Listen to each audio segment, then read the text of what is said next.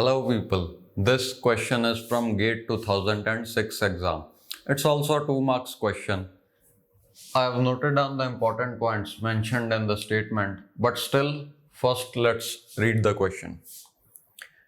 A CPU has a 5-stage pipeline and runs at 1 GHz frequency. Instruction fetch happens in the first stage of pipeline. A conditional branch instruction computes the target address and evaluates the condition in third stage of pipeline. The processor stops fetching new instruction following a conditional branch until the branch outcome is known. A program executes 10 raised to the power 9 instructions, out of which 20% are conditional branches. If each instruction takes one cycle to complete on average, the total execution time of the program is. Then just have a look at these 4 options. Okay, so what they're saying is, out of these 10 raised to the power 9 instructions, 20% are conditional branches. That means these many are conditional branches. Okay. Remaining 80% are normal instructions.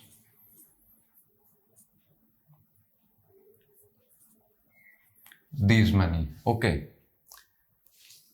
And they're saying whenever a conditional branch instruction is encountered, the CPU will stop fetching the next instruction. What it means is, say instruction I1, this is a conditional branch instruction.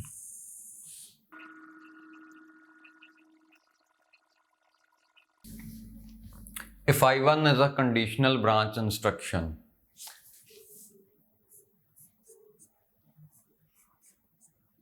then what happens is, only after the third stage, that means after this stage, the outcome of this branch will be known. That means the effective address will be known, effective address or the target address will be known only after the third stage. Let me read out that line. A conditional branch instruction computes the target address and evaluates the condition in third stage of pipeline. That means this stage, this one, will compute the target address as well as the condition will be evaluated here. If the condition is true, that means we need to take that branch.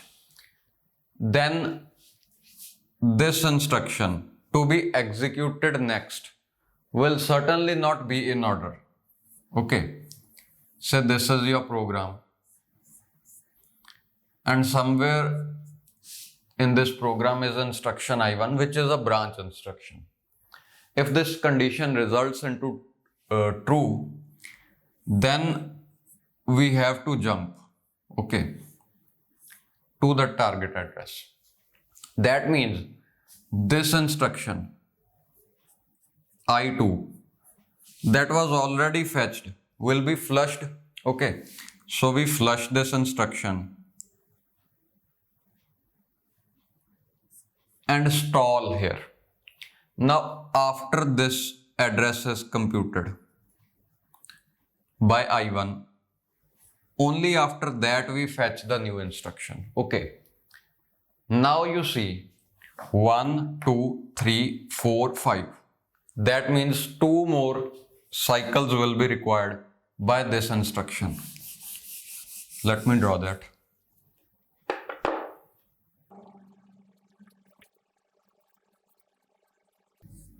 Okay, instruction fetch followed by the remaining 4 stages.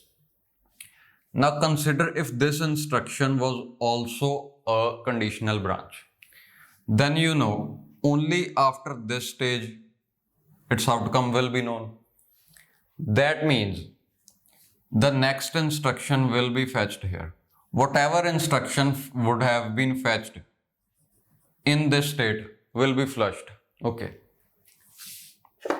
Or rather, the CPU will stop the execution temporarily.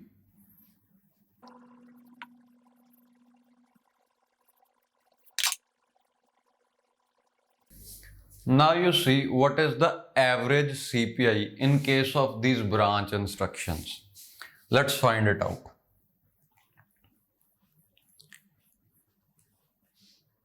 Now this is the point where first instruction completed. This is the point where second instruction completed. And this is the point where third instruction completed.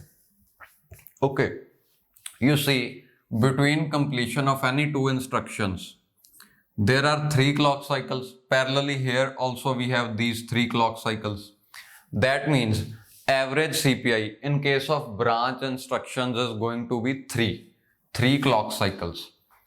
Here we have branch instructions. For them, average CPI is 3. And for normal instructions, average CPI is obviously 1. I'm going to erase this diagram. Just have a look at it.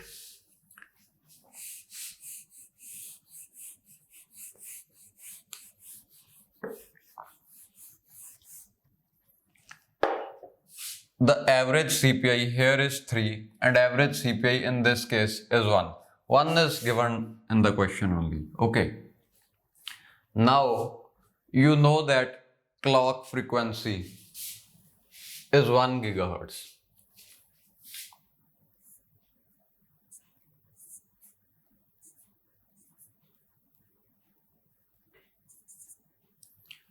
One gigahertz means 10 raised to the power 9 times per second. This can be written as 10 raised to the power 9 times per second. Okay. Hertz obviously means times per second.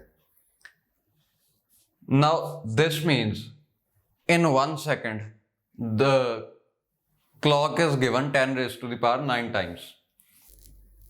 This means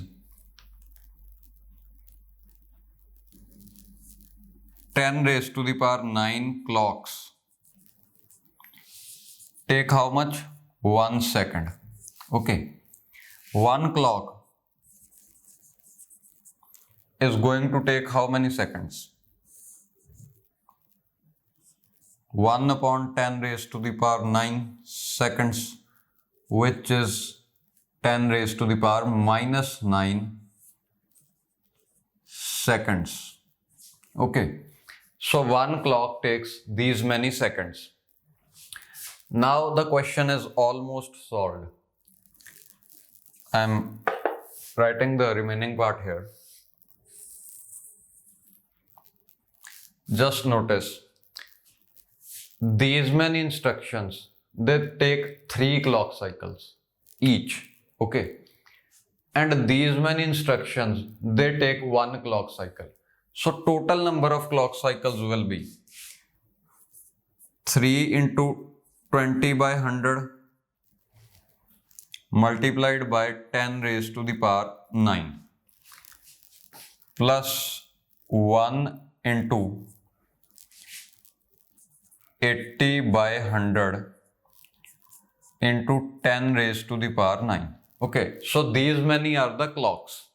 Now 1 clock requires 10 raised to the power minus 9 seconds. This is number of clocks.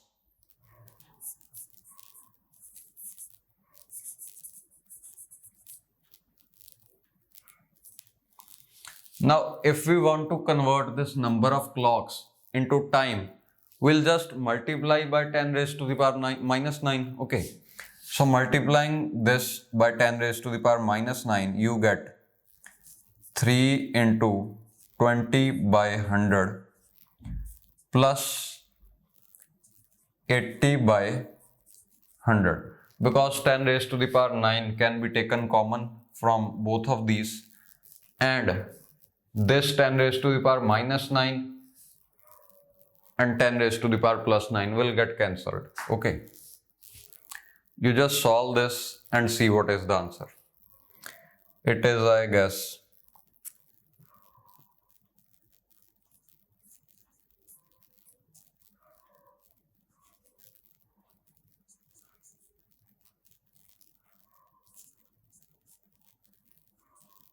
0.6 plus 0.8, which comes out to be